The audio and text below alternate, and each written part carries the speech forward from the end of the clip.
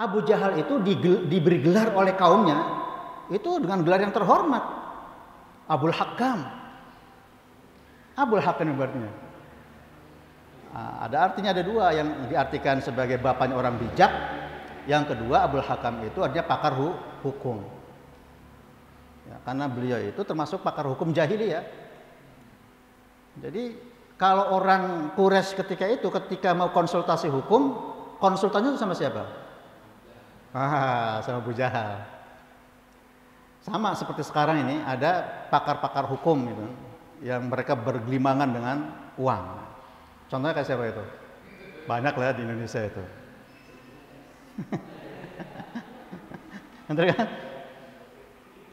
Nah, banyak itu kan pakar-pakar itu. Sehingga disitulah sumber keuangan di situ. Betul ya? Nah, Abu Jahal mikir, selama ini saya hidup dari konsultasi hukum. Orang datang konsultasi hukum tinggal pencet argometernya sekian dolar. Betul kan? Selesai konsultasi hukum pencet sekian ribu dolar gitu. Luar biasa.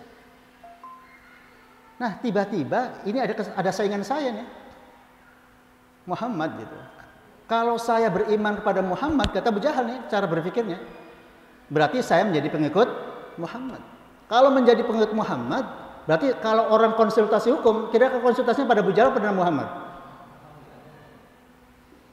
Saya tanya, kira-kira konsultasi hukumnya kepada Abu Jahal pada Muhammad? Ya nggak mungkin pada Abu Jahal, pasti kepada Nabi Muhammad. Maknanya kalau orang itu konsultasi pada Muhammad, itu merupakan satu kematian terhadap saya. Maka pencaharian hidup saya menjadi hilang. Paham ya?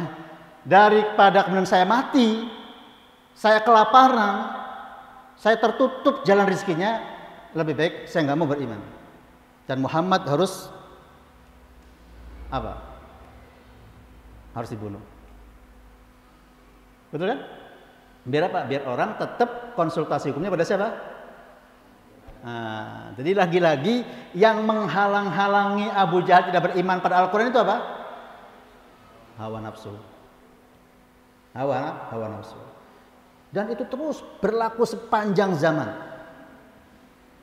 Mau siapa, mau penguasa terutama itu kan, mereka tidak mau menjadikan Al-Quran sebagai tadi ya pedoman dan seterusnya. Ya salah satu faktor penghalangnya ya tadi masalah urusan dunia, urusan kepentingan.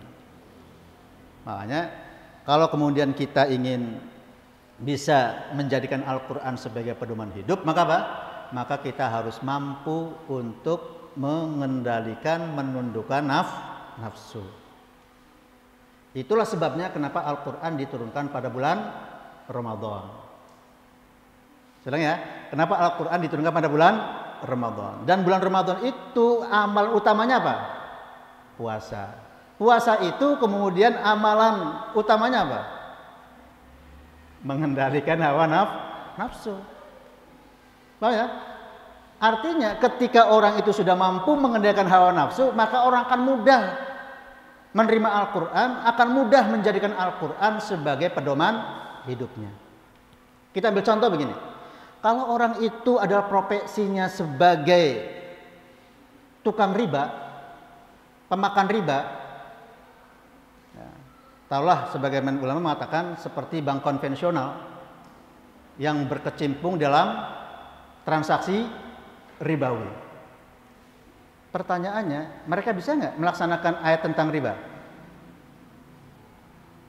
Bisa nggak kira-kira? Nggak mungkin, nggak akan bisa. Maknanya apa? Mereka berpikir, kalau saya meninggalkan riba, sama dong. Saya mati, nggak bisa kerja, nggak dapat duit. Terus apa beda dengan Abu Jahal? Sama nggak kira-kira? Sama dengan Abu Jahal. Kalau orang itu profesinya sebagai penjudi, bisa nggak melaksanakan Al-Quran ayat terkait dengan masa judi? Nggak bisa.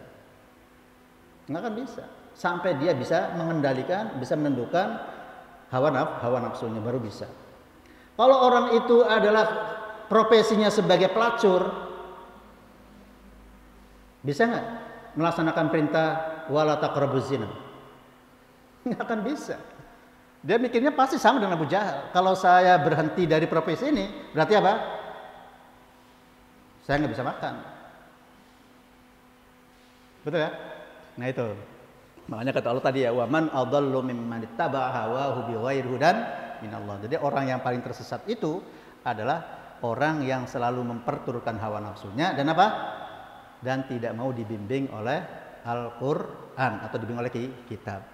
Jadi sekali lagi, karena orang Bani Israel itu adalah terutama Yahudi ya, ada orang yang tidak mampu mengendalikan hawa nafsunya, maka apa? Maka sekalipun diberi kitab dan kemudian mereka tidak mau menjadikan kitabnya itu sebagai pedoman hidup. Bahkan Al-Qur'an, bahkan kitabnya itu mereka campakkan apa itu? Fanabaduhu wara'a zuhurihim. Dicampakkan di belakang. Artinya apa? Artinya mereka tidak mau menjadikan kitab Taurat itu sebagai pedoman hidupnya, padahal itu dulu yang pernah dimintanya. Pesantren Tauhid Quran terpadu al-hikmah menyiapkan dari Rabbani.